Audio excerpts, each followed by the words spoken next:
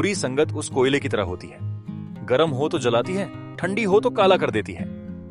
तो आज जीना इसी का नाम है कि खास पेशकश में सुनिए एक ऐसी कहानी जो आपकी जिंदगी की दिशा बदल सकती है।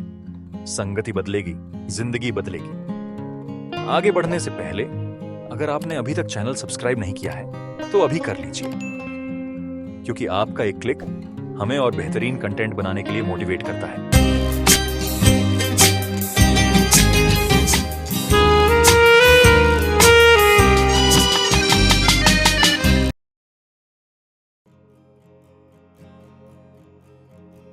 एक दिन राजा जी शिकार के लिए जंगल की ओर निकले, लेकिन चलते चलते अपने साथियों से बिछड़ गए। अकेलेपन में भटकते हुए उन्होंने एक घने पेड़ के नीचे विश्राम करने का निश्चय किया, यह सोचकर कि उनके साथी उन्हें ढूंढते हुए वहीं आ जाएंगे। लेकिन तभी उस पेड़ पर बैठे एक तोते ने राजा को देखते ही जोर जोर से चिल्लाना शुरू कर दिया।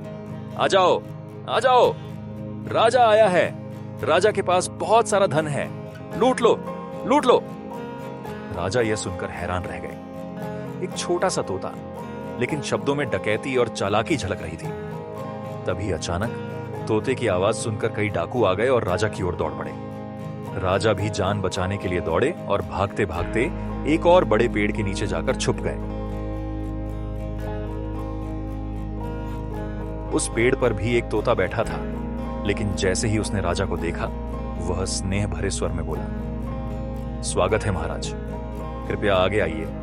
कुछ ही दूरी पर मेरे गुरुदेव की कुटिया है, वहां आपको शरण मिलेगी। राजा आश्चर्य में पड़ गए। एक ही प्रजाति के दो तोते, लेकिन स्वभाव में इतना अंतर क्यों? राजा उस तोते के साथ आर्षि महाराज की कुटिया में पहुंचे। वहां आर्षि ने उनका आदर सत्कार किया, जल पिलाया और आश्वस्त किया कि वे यहां पूरी तरह सुरक्षित हैं। लेकिन राजा के चेहरे पर अब भी उलझन के भाव थे। राजा ने अपनी जिज्ञासा प्रकट करते हुए आर्षि से पूछा, हे गुरुदेव, यह कैसे संभव है कि एक तोता डाकुओं की तरह बोलता है और दूसरा इतने संस्कारी शब्द कहता है? दोनों तो एक ही प्रजाति के हैं। ऋषि मुस्कुराए और बोले, राजन, यह सब संगति का प्रभाव है। पहला तोता डाकुओं के बीच रहता था, इसीलिए उसने वही भाषा और व्यवहार सीख लिया, जबकि दूसरा तोता मेरी कुटिया में रहता है, सत्संग और शुद्ध विचारों के प्रभाव में। ठीक यही बात मनुष्यों पर भी लागू होती है। हम जिन लोगों के साथ समय बिताते हैं, उनकी आदतें, उनके विचार और उनका आचरण अनजाने में ही हम पर असर डालता है।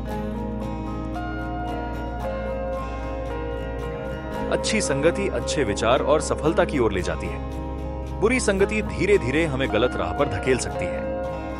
हम अनजाने में ही अपने आसपास के लोगों की तरह बनने लगते हैं। इसीलिए हमें सोच समझकर संगति चुननी चाहिए। सही संगति न सिर्फ हमारे व्यक्तित्व को निखारती है, बल्कि जीवन में सही दिशा भी देती है।